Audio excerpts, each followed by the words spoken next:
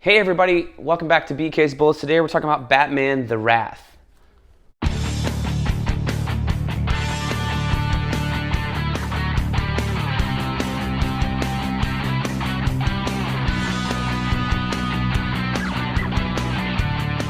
Hey everybody, welcome back to BK's Bullets. As always, I'm your host, Brent, and today we're doing another library read. Yes, it's a beat-up ass copy of Batman the Wrath, but I thought this book was really cool, so I wanted to talk about it. The Wrath. Who is the Wrath? This is this guy in purple. This is the pre-New 52 appearance of the Wrath, this purple, and then post 52, New 52, he appears. This is the armor guy. This is the second version of him. And this is Detective Comics Volume 4, written by John Layman with art by Jason Fabok and Andy Clark. So, the Wrath is kind of this idea. He first appeared back in the 80s, I believe, in Batman Special number 1. And that was written by Mike W. Barr and Michael Golden. So if you've read any of the Son of the Demon books by Mike W. Barr, legendary Batman writer, in art in here by Michael Golden. I have never read anything, I think, of his before. I know he's a legendary artist from back in the day, but I'd never seen any of his stuff. So his stuff is pretty good. I really liked it. It struck me as a mix between modern and like classic Batman art. Like there's a bit of more of Neil Adams than there is of Jim Aparo, but it does feel very Jim Aparo in some ways, which I liked as a classic Batman artist. I love Jim Aparo's stuff from time to time. So this old ass trade that I found at the library again, haven't read any of this stuff, so I picked it up.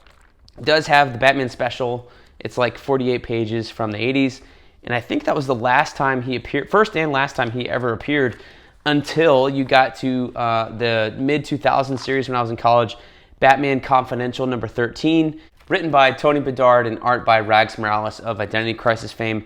This one is a little bit prolonged. It's a couple issues. So it's like 3 or 4 issues as opposed to a one-shot.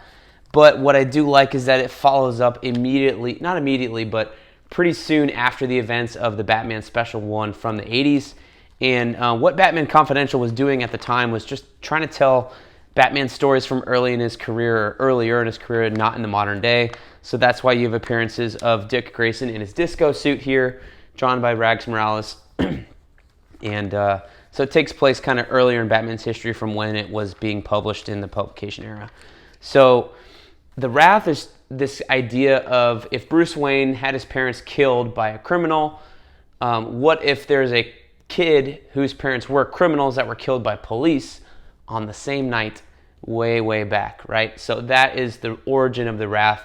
Although it's kind of not spelled out as such in Batman Special, like it's there, but it doesn't entirely say like this guy becomes the Wrath.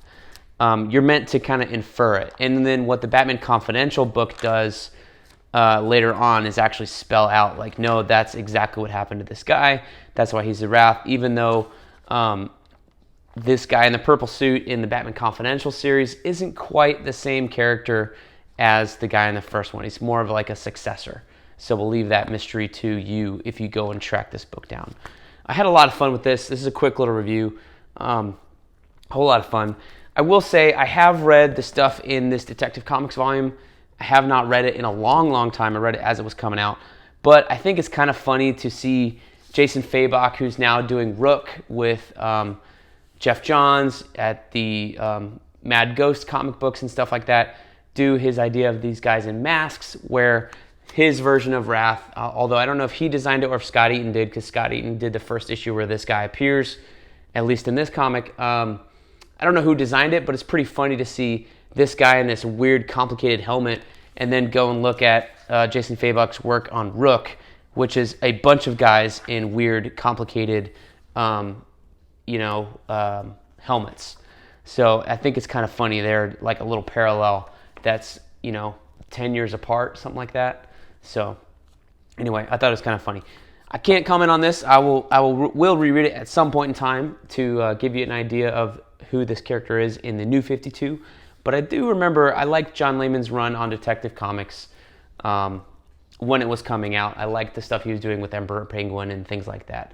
I don't know if the Wrath was one of the better parts of his storyline, but I did like it overall. So I'll say that. So those are my thoughts on Batman the Wrath. Again, if you find this at a con or at a local library, comic shop, check it out, pick it up. I think you're going to enjoy it. It's a fun little story. The Michael Golden art, if you've never read any of his stuff, is a treasure in terms of that. And then Rags Morales is one of the modern masters. He's also great. So art-wise, can't go wrong. Tony Bedard doing a great job. And Mike W. Barr, man, just a classic Batman writer. So all in all, a pretty good collection. I wish there was a better copy available, or that, God forbid, DC reprint something like this, because this is a fun little collection to have in your Batman library of a little-known villain who only had, basically, I think these 3 appearances, 1 and 2, and then in the New 52, and then never to be seen or heard from again, as far as I can remember. And I've read a lot of Batman books, so there you have it. Thanks a lot, you guys, for watching. Let me know what you thought of The Wrath down below in the comments, and we'll see you guys next time in the Funny Pages.